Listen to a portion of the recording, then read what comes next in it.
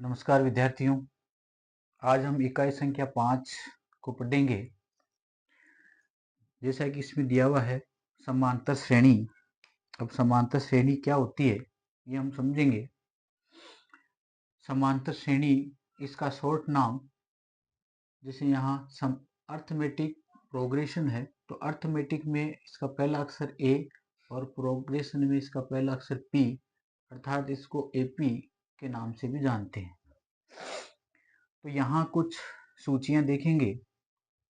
इन सूचियों में हम देख रहे हैं कि यहाँ देखिए 1 2 3 4 ये क्रमबद्ध कुछ संख्याएं चल रही है, अर्थात इस प्रारंभिक संख्या में 1 जोड़ने पर 2 प्राप्त हो रहा है, 2 में 1 जोड़ने पर 3, फिर 1 जोड़ने पर 4 और इस प्रकार जो ये आगे अनंत चल रही है। तो इनके सब के बीच का अंतर 1 1 है। इसी प्रकार यहाँ 100 में से 30 घटाने पर 70 प्राप्त हो रहा है, 70 में से 30 घटाने पर 40 प्राप्त हो रहा है और 40 में से 30 घटाने पर 10 प्राप्त हो रहा है। तो इनमें भी एक ही क्रम में, एक ही पैटर्न में ये संख्याएं चल रही है। यहाँ -3 है और -3 में से में एक जोड़ने पर, अर्थात -3 में 1 जोड़ने पर -2 प्राप्त हो रहा है और -2 में 1 जोड़ने पर -1 प्राप्त हो रहा है और -1 में 1 जोड़ने पर 0 प्राप्त हो रहा है। तो हर बार इसमें एक एक जोड़ने पर ये पैटर्न चल रहा है। तो हमने देखा कि इन सब के बीच का अंतर बराबर बराबर है, एक ही पैटर्न में ये संख्याएं चल रही है, अर्थात हम कह सकते हैं कि ये सभी संख्याएं जो है समांतर श्रेणी के अंतर्गत है। यहाँ हम अगले पद में से यदि पिछला पद घटाएं, जैसे कि यहाँ 2 में से 1 घटाएं, 2 में से यदि 1 घटाएं तो हमें 1 प्राप्त होगा। इसी प्रकार 3 में से यदि 2 घटाएं तो भी हमें 1 प्राप्त होगा। 4 में से 2 घटाएं, 4 में से 3 घटाएं तो भी हमें 1 प्राप्त होगा। तो यहाँ ये जो पहला पद है इसको हम a, दूसरा पद है इसको a2 और ये a3, a4 इस प्रकार इसके पद माने जाएंगे। इसको a या a1 हम कह सकते हैं। और इनके बीच का अंतर यदि बराबर हो, यानी a2 में से यदि a1 घटाएं, अर्थात 2 में से 1 घटाएं तो हमें 1 प्राप्त होगा। और इसी प्रकार यदि हम a3 में से a2 घटाएं, अर्थात 3 में से 2 घटाएं तो भी हमें 1 प्राप्त होगा। और यदि हम a4 में से a3 घटाएं, अर्थात 4 में से 3 घटाएं तो भी हमें a प्राप्त होगा। तो ये जो इनके बीच का अंतर है इसको हम d के नाम से जानते हैं। ये इनके बीच की जो दूरी है, बीच की जो डिस्टेंस है, ये बराबर आ रही है। तो इन पदों के बीच की दूरी बराबर है, इनके बीच का अंतर बराबर है, तो इसे हम समांतर श्रेणी या अर्थमेटिक प्रोग्रेशन के अंतर्गत रखेंगे। पहले पद को हम a कहते हैं तथा इनके बीच के अंतर को हम d कहते हैं। तो हम देखते हैं इसका उदाहरण संख्या 1 देखते हैं अभी।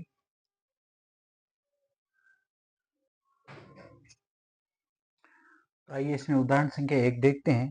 जैसा कि इसमें दिया हुआ है कि AP, ये पहले से दिया हुआ है कि यहाँ पर दी गई ये संख्याएं AP में है, अर्थात इनके बीच का अंतर बराबर है। इनके लिए प्रथम पद अर्थात A हमें ज्ञात करना है और सार्व अंतर अर्थात D ज्ञात करना है। तो जैसा कि हम देख रहे हैं इसमें A अर्थात प्रथम पद यहाँ 3/2 है। तो सार्व अंतर ज्ञात करने के लिए हम इसके अगले पद में से पिछला पद घटाते हैं। तो यहाँ D ज्ञात करने के लिए हम A2 में से A1 या फिर A3 में से A2 या फिर A4 में से A3 हम घटाते हैं। तो यहाँ A2 जैसा कि 1/2 है, उसमें से घटाना है हमें 3/2। तो यहाँ घटाएंगे तब यहाँ 3 में से 1 घटाएंगे, यहाँ प्राप्त होगा 2 और बटा 2, अर्थात 2, यहाँ हमें प्राप्त होगा -1। तो इनके बीच का अंतर जो है हमें -1 प्राप्त होगा। अब हम इसका अगला उदाहरण देखते हैं, दूसरा।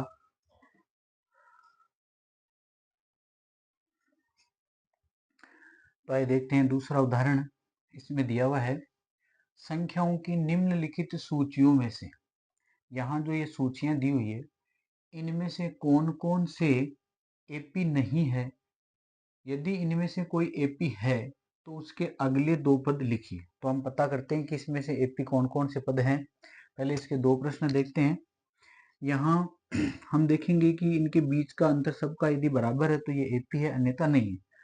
जैसा कि यहाँ हम पहला इसका डिस्टेंस पता करें, पहले इनका सार्व अंतर पता करें। तो सार्व अंतर यहाँ a2 माइनस a1 हम पता करेंगे। तो a2 यहाँ पर 10 है और a1 यहाँ 4 है। तो 10 में से 4 घटाएंगे, यहाँ 6 प्राप्त होगा।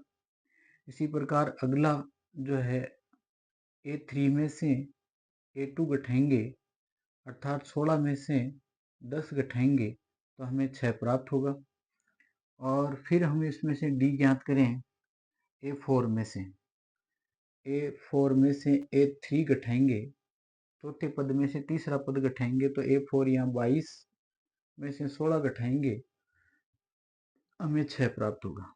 जैसा कि हम यहाँ देख रहे हैं कि यहाँ हमें सबका अंतर बराबर मिल रहा है, अर्थात यहाँ a2 माइनस a1 बराबर चल रहा है a3 माइनस a2 के, और बराबर चल रहा है a4 माइनस a3 के। तो ये AP है, इसलिए ये AP है, अर्थमेटिक प्रोग्रेस है। अब यदि ये AP है तो इसके अगले दो पद हम ज्ञात करते हैं। यहाँ अगले दो पद ज्ञात करने के लिए ये 1 2 3 4 पद इसमें दिए हुए हैं, हम इसमें पांचवा पद ज्ञात करेंगे। पांचवा पद ज्ञात करने के लिए हम इसके चौथे पद में d को जोड़ेंगे। तो चौथा पद यहाँ 22 है और 22 में d जोड़ेंगे, अर्थात ये 26 और 2 28 हमें प्राप्त होगा। और इसका फिर उससे अगला अर्थात छठा पद ज्ञात करने के लिए हम पांचवें पद में फिर d जोड़ेंगे। तो पांचवा पद इसमें 28 है, उसमें 6 जोड़ेंगे तो हमें प्राप्त होगा 34। तो इस प्रकार इसका पांचवा तथा छठा पद 28 और 34 होंगे। अब इसका दूसरा प्रश्न देखते हैं।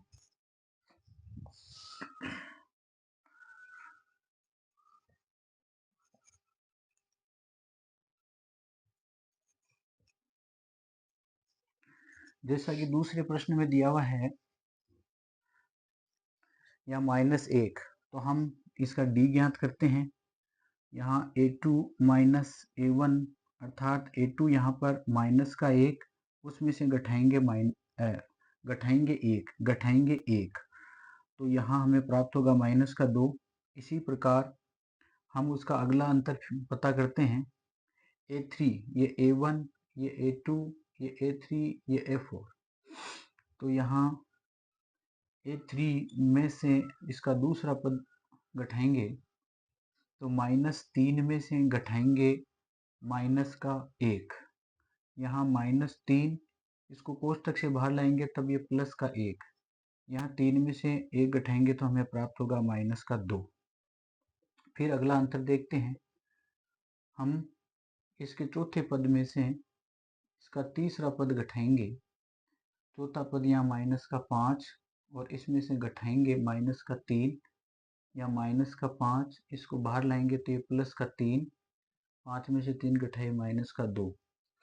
यहाँ भी इसके सारे पदों का अंतर बराबर है, यानी यहाँ हम लिख सकते हैं, यहाँ इसके दूसरे पद में से पहला पद अर्थात पहला अंतर बराबर है इसके a2 minus a3 minus a2 के, और इसी प्रकार बराबर है a4 माइनस a3। तो ये AP है, तो हम कह सकते हैं कि ये AP है। और यदि AP है तो इसके अगले पद हम पता करेंगे। जैसा कि इसमें पांचवा पद पता करते हैं, तो इसके लिए हम इसके चौथे पद में d जोड़ेंगे। तो चौथा पद यहाँ पर माइनस का 5 है और d यहाँ पर हमें प्राप्त हुआ है माइनस का 2, तो वो इसमें जोड़ेंगे। ये माइनस का 5 यहाँ कोष्ठक से बाहर लेंगे तो ये माइनस का 2, अर्थात माइनस का 7। और छठा पद हम ज्ञात करेंगे, तो इस पांचवें पद में हम d जोड़ेंगे। पांचवा पद यहाँ पर माइनस का 7, उसमें जोड़ेंगे d, अर्थात माइनस का 2। यहाँ प्राप्त होगा माइनस का 7, इसको बाहर लेंगे तो माइनस का 2, और ये 7 और 2 हमें प्राप्त होगा 9। तो इसका पांचवा पद -7 और छठा पद यहाँ पर हमें प्राप्त होगा -9। उदाहरण संख्या 2 के कुछ प्रश्न और है, उनको भी हम देखते हैं।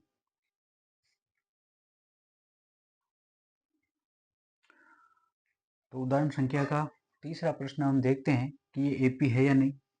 यहाँ हम देखेंगे इसका सार्व अंतर अर्थात A2 में से A1 को घटाएंगे, A1 तथा ये A2, तो A2 अर्थात 2, इसमें से घटाएंगे माइनस का 2, तो यहाँ 2 और इसको बाहर लाएंगे तो ये प्लस का 2, यानी हमें इसका सार्व अंतर प्राप्त हुआ 4। इसी प्रकार हम अगले पदों का अंतर देखेंगे। यहाँ तीसरे पद में से दूसरा पद यदि घटाते हैं, तीसरा पद यहाँ माइनस का 2 है, उसमें से घटाते हैं प्लस का 2, तो हमें प्राप्त हुआ माइनस का 4। जैसा कि हमने यहाँ देखा कि यहाँ सार्व अंतर बराबर नहीं आ रहा है, तो ये एपी नहीं है। यहाँ हमने देखा कि इसका A2 माइनस A1 बराबर नहीं आ रहा है, A3 माइनस A2 के बराबर नहीं है, तो ये AP भी नहीं है। इनके बीच का अंतर बराबर नहीं है, तो AP नहीं है। इसी प्रकार हम चौथा प्रश्न देखते हैं। यहाँ इसका पहला अंतर देखेंगे A2 माइनस A1, तो A2 यहाँ पर 1, उसमें से घटाएंगे 1, हमें प्राप्त हुआ 0। फिर हमने अगला अंतर देखा A3 माइनस A2, A3 अर्थात 1 माइनस 1, हमें प्राप्त हुआ 0। अभी तक तो इसका अंतर जो है बराबर आ रहा है। तो अब हम और पता करते हैं। D बराबर A4 माइनस A3, तो हमने देखा कि यहाँ A4 1 2 3 4, A4 यहाँ पर 2 है और A3 यहाँ पर 1 है, इनका अंतर 1। अब हमने देखा कि इनका सार्व अंतर बराबर नहीं आ रहा है। यहाँ हम लिखेंगे, यहाँ इसका A2 माइनस A1 बराबर है A3 माइनस A2 के, तथा बराबर नहीं है चौथा पद और तीसरे पद का अंतर।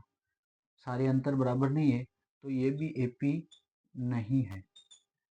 अब ये AP नहीं है, तो हम इसके अगले पद भी ज्ञात नहीं करेंगे। ठीक है, धन्यवाद।